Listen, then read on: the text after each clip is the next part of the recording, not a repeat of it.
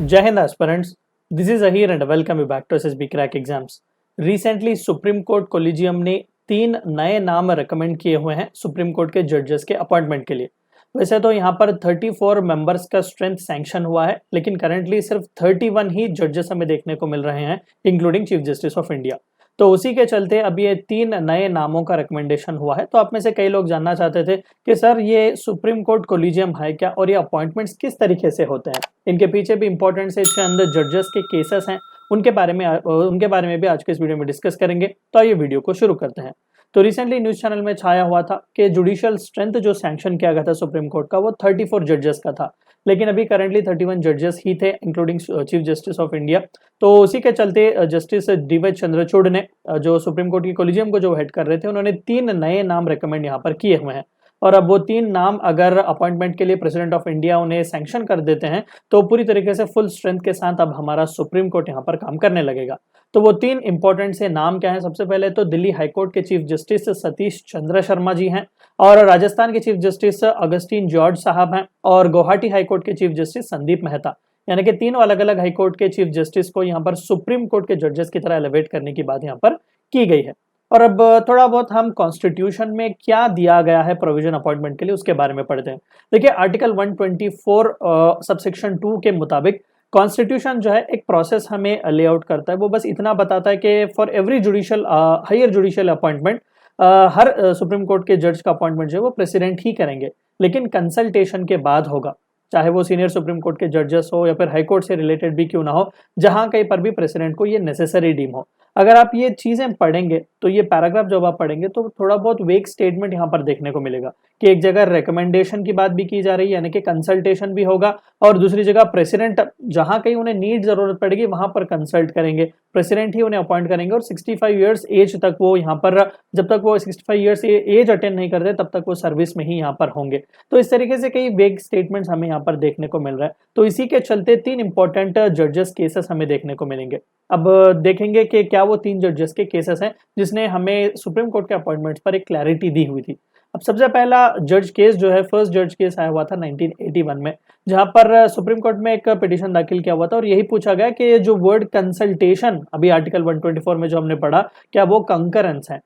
यानी कि जब आप कोई भी कंसल्टेशन करते हो तो महज वो रिकमेंडेटरी नेचर का होता है, एडवाइजरी नेचर का होता है, मैंडेटरी नहीं। तो यहाँ पर सुप्रीम कोर्ट ने भी यही कहा कि देखो, जो आर्टिकल में दिया गया है वर्ड कंसल्टेशन, उसका मतलब कंकरेंस नहीं है, यानी कि अल्टीमेट पावर यूनियन गवर्नमेंट के पास ही है, प्रेसिडेंट ऑफ इंडिया के पास ही है, वो बस हमारी राय ले रहे हैं। तो ये फर्स्ट जज केसेस में हुआ। सेकेंड जज केस आया 1993 में। यहाँ पर सुप्रीम कोर्ट ने अपने पुराने जजमेंट को ओवर रूल किया और कहा कि ये जो कंसल्टेशन की बात की जा रही है वो कंकरेंसी है, यानी कि मैंडेटरी है। अब देखिए, इसका एक स्पेसिफिक पर्पस भी है, क्योंकि प्रेसिडेंट को जो नाम भेजे जाते हैं वो यूनियन गवर्नमेंट ही भेजती है।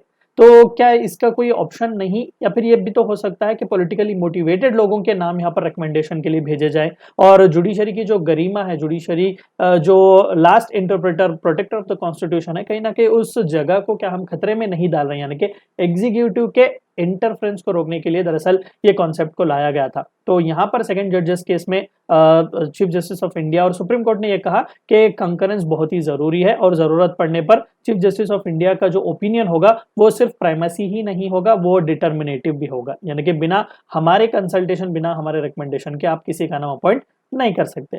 और थर्ड जजेस केस आया हुआ था 1993 में, और वहां पर भी यही कन्फ्लिक्ट आया हुआ था, और वहां पर भी यही जजमेंट दिया गया कि जब तक सुप्रीम कोर्ट और चीफ जस्टिस ऑफ इंडिया अपना रिकमेंडेशन नहीं देंगे, उन लोगों का नाम जब तक क्लियर नहीं करेंगे, उन्हें अपॉइंट नहीं किया जाता। तो कोलिजियम सिस्टम का बर्थ इन्हीं 3 जजेस केस से हमें देखने को मिलता है। तो क्या है ये कोलिजियम सिस्टम? यहाँ पर नाम रेकमेंड करने के लिए चीफ जस्टिस ऑफ इंडिया और 4 सीनियर मोस्ट सुप्रीम कोर्ट के जजेस होते हैं। मान लो भारत सरकार किसी को अपॉइंट करना चाहती है, किसी के नाम रेकमेंड करना चाहती है, तो वो इन कोलिजियम को सबमिट करती है, और ये कोलिजियम जो एक चीफ जस्टिस ऑफ इंडिया और 4 सीनियर मोस्ट जजेस होते हैं, वो यहाँ पर उनके बारे में पूरी तरीके से डिस्कशन करके उनके नाम यहाँ पर क्लियर करते हैं।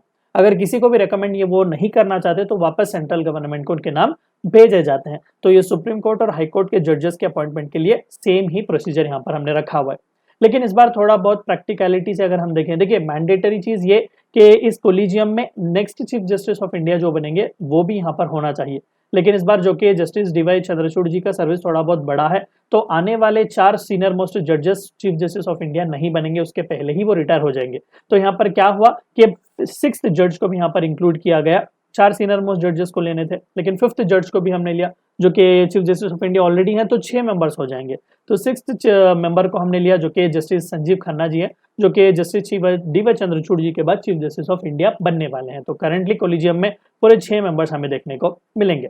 अब ये रिकमेंडेशन जो है सुप्रीम कोर्ट के कोलिजियम का, वो 2 टाइप ऑफ रिकमेंडेशन देता है। एक, जब हाई कोर्ट के जजेस को एलिवेट करना हो, अभी जो कि हमने एग्जाम्पल देखा कि राजस्थान, गुवाहाटी के दिल्ली हाई कोर्ट के चीफ जस्टिस को एलिवेट करके उन्हें सुप्रीम कोर्ट का जज बनाया जा रहा है।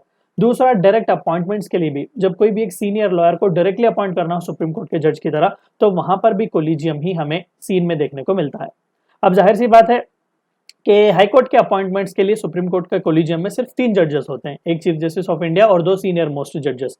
वही अगर सुप्रीम कोर्ट के जजेस को अपॉइंट करना हो तो कोलिजियम में 5 जजेस होते हैं, एक चीफ जस्टिस ऑफ इंडिया और 4 सीनियर मोस्ट जजेस। लेकिन इस केस में 6th जज जस्टिस संजीव खन्ना जी हैं, जो कि आने वाले टाइम में जस्टिस डीवाई चंद्रचूड़ जी के रिटायर होने के बाद वही चीफ जस्टिस ऑफ इंडिया बनेंगे। देखिए, सिमिलरली हाईकोर्ट का भी इसी तरीके का कोलिजियम होता है, वहां पर भी चीफ जस्टिस ऑफ हाईकोर्ट और 2 सीनियर मोस्ट जजेस मेंबर्स की तरह होते हैं। लेकिन यहाँ पर इशू क्या है कि हाईकोर्ट कोलिजियम जो है वो अपने जुडिशियल अपॉइंटमेंट के रिकमेंडेशन को सुप्रीम कोर्ट को ही भेजता है, सुप्रीम कोर्ट के कोलिजियम को भेजता है, और फर्दर आखिरी जो मोहर लगती है वो सुप्रीम कोर्ट के कोलिजियम से ही लगती है। और जो नाम सुप्रीम कोर्ट का कोलिजियम क्लियर करता है, उन्हीं को प्रेसिडेंट ऑफ इंडिया जजेस की तरह यहाँ पर अपॉइंट करते हैं। तो ये थी चंद बातें आपको इस वीडियो में जाननी थी। वीडियो को एंड करने से पहले आप सभी को एक और बार याद दिला दूं कि एसएसबी क्रैक एग्जाम्स के पास एसएसबी इंटरव्यू से related full fledge online course available है। हर महीने इसके नए बैचेस स्टार्ट होते हैं, अपने फ्रेंड्स के साथ भी इन्फॉर्मेशन शेयर कीजिएगा। We also provide you courses like NDA, CDS, AFCAT and Warrior Written is a code which you should use so that you get 10% discount. Meet you next time. Until then, stay healthy, stay safe. Thank you for watching my lecture. जय हिंद। अगर आप एक defence aspirant हैं और SSB interview, NDA, CDS, AFCAT जैसे exams के लिए prepare कर रहे हैं, तो आप एसएसबी क्रैक एग्जाम्स के कोर्स को चेक करना ना भूलें। आप हमारी लर्निंग एप्लीकेशन को गूगल प्ले स्टोर से भी डाउनलोड कर सकते हैं।